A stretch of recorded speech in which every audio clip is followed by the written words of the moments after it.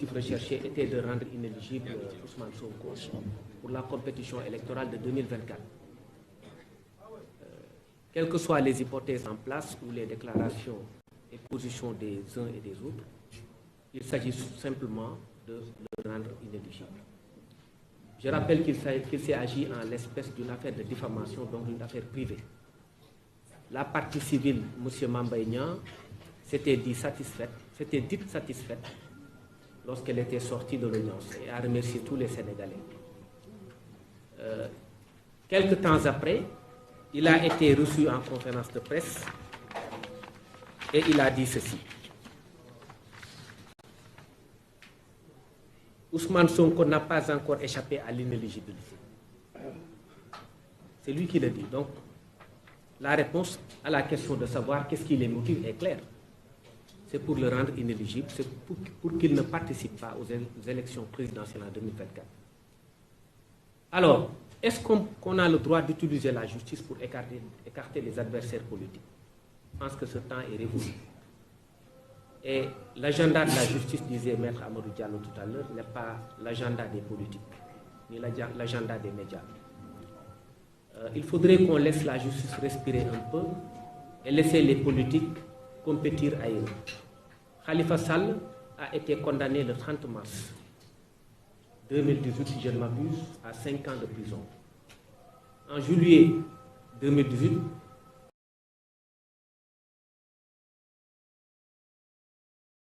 pour confirmer l'arrêt. N'est-il pas que Koundo bin Raïsamam, donc nous avons très vite compris que la position de principe du parquet, qui relève appel d'une décision qui oppose deux privés, nous avions compris que c'était simplement pour essayer d'écarter quelqu'un de la course. Parce que l'appel de la partie civile, Mamba Niang ne peut porter que sur ses intérêts civils.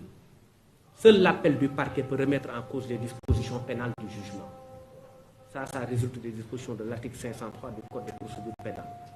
Or, si seul l'appel du parquet, s'il est vrai, peut remettre en cause les dispositions pénales du jugement, seul cet appel du parquet peut permettre de corser la peine. On passera donc de 2 mois à 3 mois. Et si on est à 3 mois, Ousmane Sonko ne sera plus candidat. S'il est condamné en appel à 3 mois, c'est-à-dire 1 mois de plus, il ne sera plus candidat. S'il est condamné à une amende, parce qu'il n'a pas été condamné à une amende, mais à des dommages et intérêts, s'il est condamné à une amende supérieure ou égale à 200 000 francs d'amende ferme, il ne sera plus candidat. Si la cassation confirme la position de principe du juge d'appel. Donc on est dans une pente dangereuse. Et il faut le dire, il ne faudrait pas qu'on utilise la justice pour rendre inéligible un adversaire politique. Il faudrait également qu'on respecte le calendrier judiciaire. Nous nous sommes amusés à revisiter le rôle, c'est-à-dire l'agenda des audiences ce matin de la Cour d'appel, et nous nous sommes rendus compte que les affaires évoquées à l'audience dataient de 2 ans ou 1 an. Rares sont les affaires qui sont évoquées cette année, ça n'existe presque pas, et enrôlées. Si ces affaires sont enrôlées, elles étaient évoquées en janvier, et donc elles ont été enrôlées 4 ou 5 mois plus tard. Or, si on respecte cela, ne serait-ce que par rapport au principe de l'enrôlement normal des dossiers, personne ne peut avoir le temps d'invalider une candidature. Donc, gérons les dossiers normalement, gérons les choses normalement. Nous ne sommes pas contre le principe d'une justice, mais nous voulons une justice qui soit rendue dans les règles de l'art, hors la vue des politiques. Parce que c'est impressionnant la vitesse avec laquelle Khalifa Sall a été éliminé en tant que potentiel candidat à une élection présidentielle, que cette même logique doit se reproduire. Et donc il y a fort à craindre que dans les meilleurs délais, l'appel soit enrôlé, que la peine ne soit aggravée et que la cassation ne confirme cela pour qu'en définitive, le président Ousmane Sonko ne soit pas candidat à la compétition électorale de 2024. Il y a un fait majeur également qu'on voudrait dénoncer, on l'a dit, la question des barricades, mais n'êtes-vous pas choqué par le fait qu'on puisse briser la vitre d'un véhicule, d'une personne, pour l'extirper de force et l'amener au tribunal? Parce que c'est comme si on avait plus une certaine capacité d'indignation, mais c'est des faits extrêmement graves. Quelqu'un qui se rend au tribunal, vous accordez vous-même la liberté de briser sa vitre, de le faire sortir de force et de l'amener à comparaître au tribunal pour un dossier de droit commun de diffamation, sans mandat d'un juge, sans ordre de quelque autorité judiciaire que ce soit, et vous vous permettez ensuite de barricader son domicile et de l'empêcher d'exercer sa liberté d'aller et de venir. Et cela ne se passe qu'au Sénégal. Et ça semble n'étonner personne. Et donc ce sont là des violations graves des droits humains qui aujourd'hui devraient être sanctionnées. Et sous ce rapport-là, nous avions déposé des plaintes, aujourd'hui restées sans suite au parquet de Dakar. Je voulais juste vous donner deux exemples. Le dossier de Souleymane Téliko. Ce dossier a été évoqué le 2 avril 2021. Il est mis en délibéré pour le 18 avril 2023. Donc 2 ans, jour pour jour. Le dossier de Barthélémy Diaz, il est pendant depuis presque 10 ans ou plus. Alors pourquoi veut-on?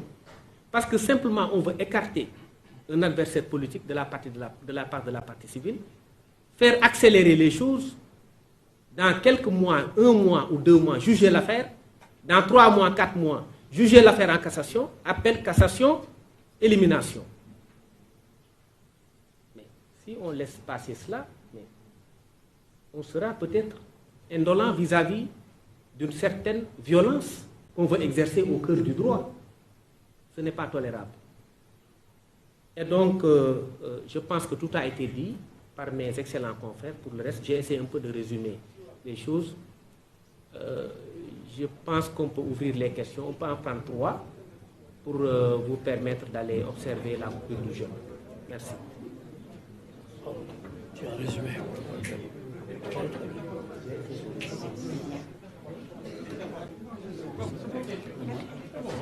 Les questions. Oui, allez-y.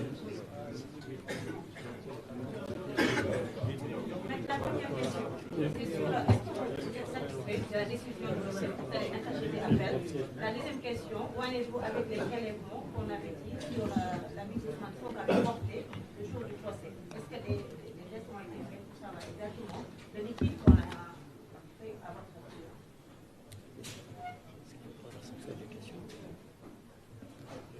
La première question, tu peux... Est-ce que vous allez interjeter appel? Vous êtes satisfait de la décision de justice?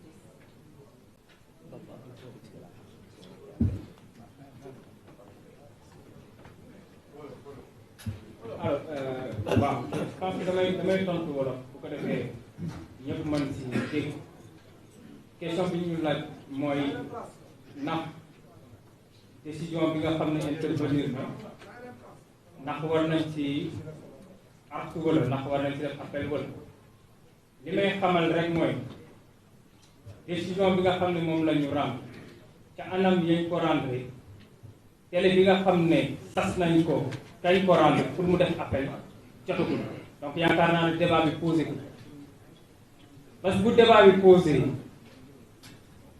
parce que bu délai bi jotee boog laa wax a wax pour ñu def appel débat bi posé bu keroog joojaat di ngeen ñu dégg wala di ngeen gis ni ñu si doxale waaye fu mu ne nii li leen mën a wax mooy décision bi mënuñu si wax ne kontaan nañ si wala kontaan nañ si mënuñu si wax ne baax na wala baaxul li ñuy xaar rek mooy que ñun ay juriste lañ ay praticiens yu chevronnés lañ du droit ña ngi xaar délai bi nga xam ne yoon nañu ko sas pour ñu mën a def appel jot bu keroog yu jaar di ngeen ñu dégg wala di ngeen ñu dégg beneen question bi maa ngi bàyyi Bamba tontu.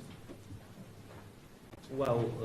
Donc sur la question de l'état de santé de notre client, je pense que vous ne nous voyez pas répondre à une question liée à son état de santé parce que nous ne sommes pas des experts. Moi, je ne parle pas de l'état de santé. Oui. Je parle de la liquide qu'on a fait. Du liquide, oui. Vous avez fait des prélèvements pour savoir. Oui, ça c'est une affaire médicale. Ces habits ont été envoyés à l'étranger pour des tests. Les résultats ne nous sont pas encore parvenus. Alors, on a constaté que toutes les plaintes déposées contre Ousmane Sonko font l'objet d'une mobilisation exceptionnelle de la République. Êtes-vous optimiste d'avoir obtenu gain de cause face à ce passé? Non, c'est le contraire. Toutes les plaintes déposées par Ousmane Sonko ne sont pas traitées. Aucune plainte déposée par Ousmane Sonko n'a été diligentée, en tout cas déposée par ses avocats. Nous en avons déposé une multitude et aucune d'entre elles n'a été diligentée. Voilà.